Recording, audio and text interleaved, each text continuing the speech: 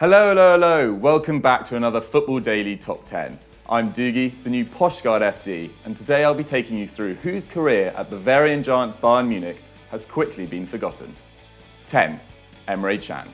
Whilst Chan, who was born in Frankfurt to Turkish parents, didn't really have a career at Der FCB, he did begin his football education in their fabled Sabina Strauss Youth Academy. Chan made 31 appearances for Bayern's second team and Bavaria's top regional league between 2011 and 2013, competing with the likes of Bastian Schweinsteiger, Luis Gustavo and Javi Martinez for a spot in midfield. Chan was ultimately forced to move to Bayer Leverkusen after only 4 senior appearances in 2013. Chan soon showed the Stern Sudans the error of their ways, making 29 appearances and scoring 4 goals and assisting 4 in his one and only season in West Germany.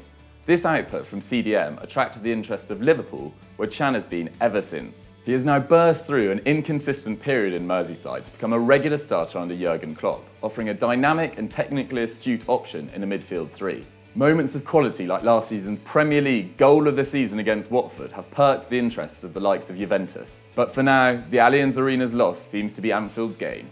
9. Lucio. From talking about sex masochism in a post-match interview, telling his players to be horny, and repeatedly being made into a meme, Louis van Gaal's career at Manchester United was eventful. But arguably, his strangest decision came whilst at Bayern in 2009, when he decided to sell their Brazilian defensive stalwart Lucio to Inter Milan. Lucio had won 3 Bundesligas and a German Cup during his spell at Bayern, was easily the team's best centre-back, and at 31 was barely at the end of his career. Lucio claimed Van Gaal didn't show him enough respect and soon showed the Dutch nutcase the error of his ways. He entered the most successful period of his career as he was named the Brazil captain, an honour he held until his international retirement in 2011, and racked up close to a ton of appearances for the I Nerazzurri. Lucio got the perfect revenge in 2010 when Inter Milan sealed a historic treble by ending a 45-year wait to be crowned European champions with a 2-0 victory over Van Gaal's Bayern Munich. 8. Massimo Aldo. Massimo Aldo may have won 34 caps for Italy, represented his nation at Euro 2004 and been part of the 2006 World Cup winning squad, but he did have a somewhat strange domestic career. It wasn't until he was 24 in 2000 that he finally made his debut in Serie A for Verona, having not played at Napoli the year before and having turned out for 3 Serie C clubs and Monza in Serie B.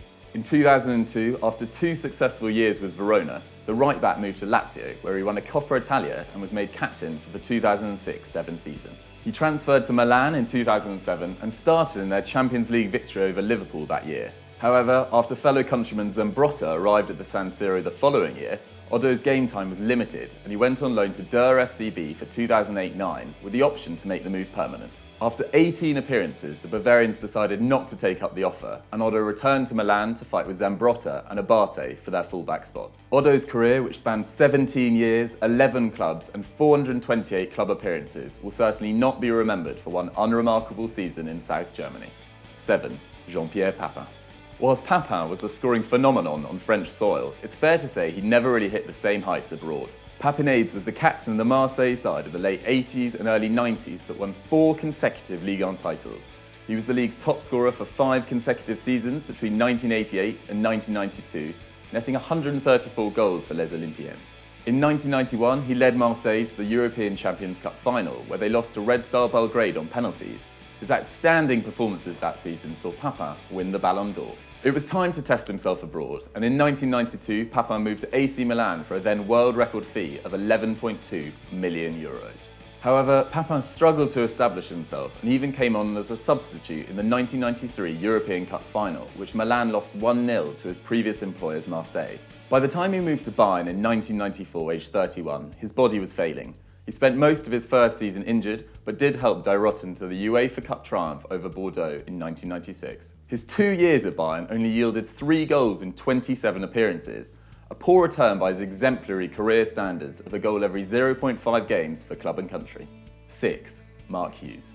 It shouldn't come as a surprise that Marc Hughes has dipped his toe repeatedly into the European markets, bringing in more flair and 5 Champions League winners into his Stoke squad.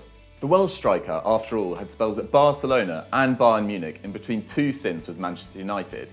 He scored 37 goals and won an FA Cup before being sold by United manager Ron Atkinson to Barcelona in the summer of 1986. Under Terry Venables, the Continental Giants' attack was spearheaded by Hughes and Gary Lineker. But whilst Lineker thrived at Barcelona, Hughes struggled, and he was loaned out after one season to Bayern Munich, where he regained his form and scored 6 goals in 18 appearances. Hughes showed his dedication to Der FCB's cause in November 1987, playing 2 games in the space of a day, for Wales against Czechoslovakia in Prague, before being driven across the border to play for FC Hollywood against Borussia Mönchengladbach. Despite his successful spell, Hughes' loan wasn't made permanent, and he was brought back to United by Sir Alex Ferguson for a club record €2 million. He won 2 Premier League titles and a further 3 FA Cups, and also became the first player to be named PFA Player of the Year twice in 1989 and 1991. 5. Xherdan Shaqiri.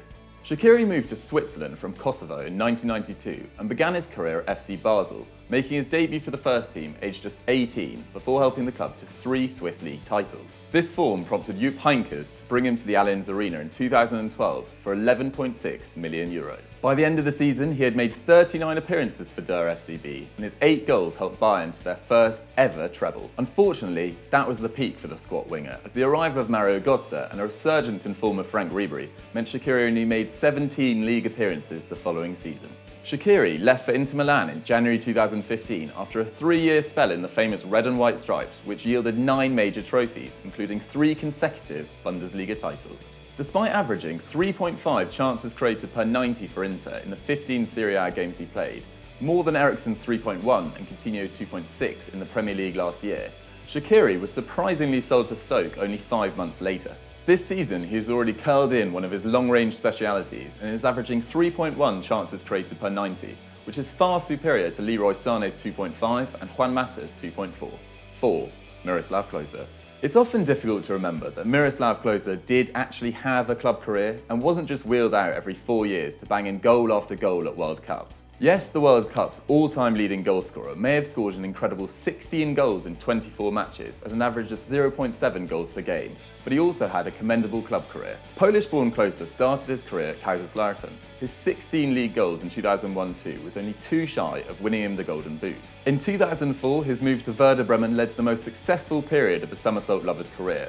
He scored 53 goals in 89 appearances for Bremen, and helped them to 3 consecutive third-place finishes. In 2006-07, Bayern finished 4th under Ottmar Hitzfeld and turned to Klose, who had just scored 13 goals that season, to improve their form. The World Cup winner won 6 trophies at Bayern, including 2 league titles, but played second fiddle to a succession of strikers at the club, including Luca Toni, Thomas Müller and Mario Gomez. Bayern increasingly favoured a 4-3-3 formation, and after the penalty box predator netted only 1 league goal in his final season, he departed for Lazio. 3. Martin Yeol. If I'm totally honest, I didn't even know Martin Yeol played football. I thought he and his bulldog face had emerged sometime in the late 1990s to stalk the touchlines of Europe, looking like he'd accidentally shat himself, ready to blame rogue poison lasagnas for missing out on his chairman's targets. But Yeol did play, apparently in midfield, and for clubs as varied as FC Twente, West Brom, Coventry, and most surprising of all, Bayern Munich. Yeol, who is most recently managing in Egypt, started his career with Hague-based club ADO Den Haag, where he won the 1975 Dutch club, defeating Twente. The Pitbull lookalike transferred to Bayern Munich for the 1978-79 season and made 9 unremarkable appearances. He then continued his unexceptional playing career in England with West Brom and Coventry before hanging up his boots playing for Den Haag in 1989. In 1985, he did win the Dutch Second Division Player of the Season. Yup, that's about as good as it got for the young Rottweiler before he swapped his studs for his suit. 2. Lukas Podolski.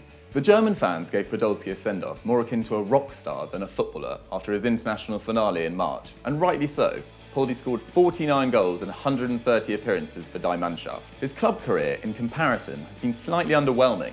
He burst onto the scene at Cologne, scoring 46 goals and 81 appearances and winning the Best Young Player award at the 2006 World Cup. Despite reported interest from Liverpool, Hamburg, Werder Bremen and Real Madrid, Podolski joined Bayern in 2006.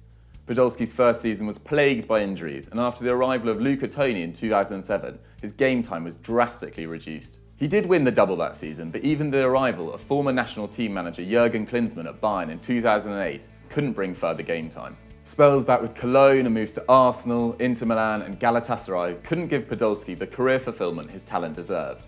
He now plies his trade in Japan with Vissel Kobe, a sad end to a club career of many full storms. 1. Pepe Reina.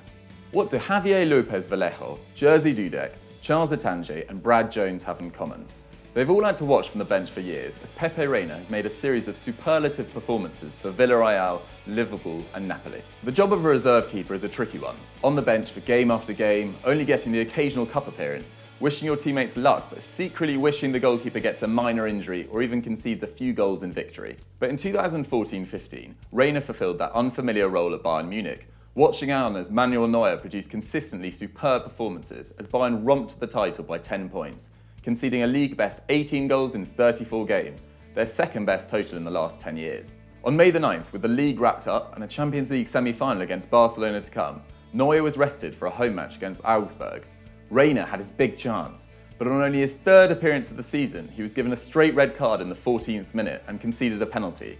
Bayern went on to lose 1-0. Reina was promptly sold to Napoli, but it hasn't turned out too badly since. Thanks for watching, I hope you enjoyed that top 10. Let us know your thoughts in the comments below. And if you enjoyed that, why don't you check out yesterday's Stat Wars the Champions? And as ever people, don't forget to like and subscribe.